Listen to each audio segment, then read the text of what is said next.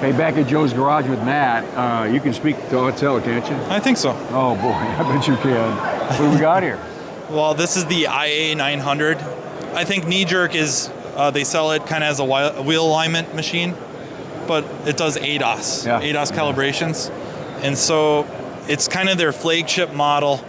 It does windshields, it does radar, maybe not this system by itself, radar, it would use a radar target. It also does blind spot, has a bunch of targets.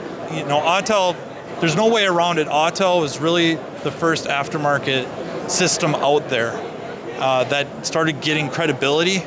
And, you know, I know other ones had stuff in the works, but it wasn't on the market. AUTEL really offered the first support for that to allow us to get a bunch of targets for a bunch of different vehicles at once. Really out of the gate, it worked quite well. Boy, did ADAS calibration ever evolve?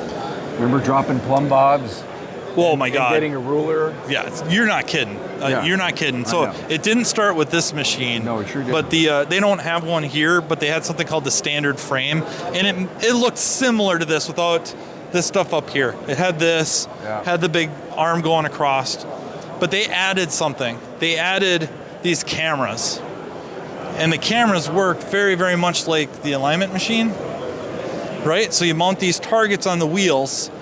The cameras measure the vehicle, kind of how it's sitting clockwise, right? So you can square this up very fast. So like you're saying, you used to drop a plumb bob in the front, the rear to find the center line. You're shooting a laser down the center line, measuring with tape.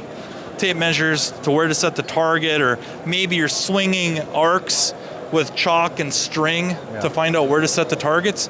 I'm not kidding you. You can be set up doing an ADAS calibration at 10 minutes, easy.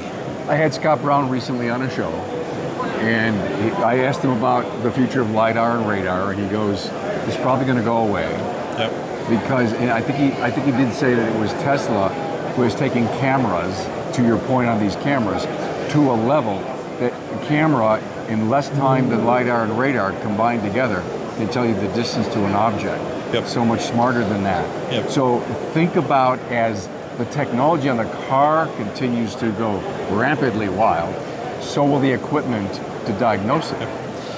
Yep. Tesla's done it. Subaru with the EyeSight, where they have, usually they had 2 cameras, now they've added a 3rd. But because it was binocular, right, 2 cameras, binocular, they could do depth perception. Right. And Tesla does it with sensor fusion and I think really good calculations and geometry math.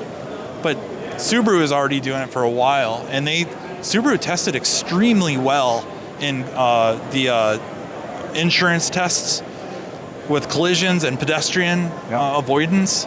I mean, I don't know. Scott would know far better than I if radar is going away or LiDAR just isn't going to hit like we expected. Well, that's what he said on a recent podcast. By the way, we're in Joe's Garage here at AAPEX 2023. And Tracy, can you go around and just do a shot of that screen? Because what's going on in Joe's Garage is all these live demos that are going on. And there's all kinds of cards. Usually every manufacturer in every bay is doing some kind of demo. Yes. And actually, you can literally be here with your hands on. Yep. And I've always wanted to buy that. Now you can see it. You could guarantee you could see it in action. See it in action, they probably let you do a calibration. Yeah, there's the stuff right there. There's the AUTEL Ultra scan tool with ADAS enabled.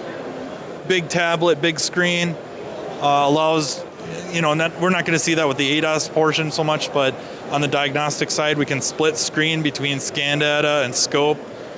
I mean, time savers, major time savers.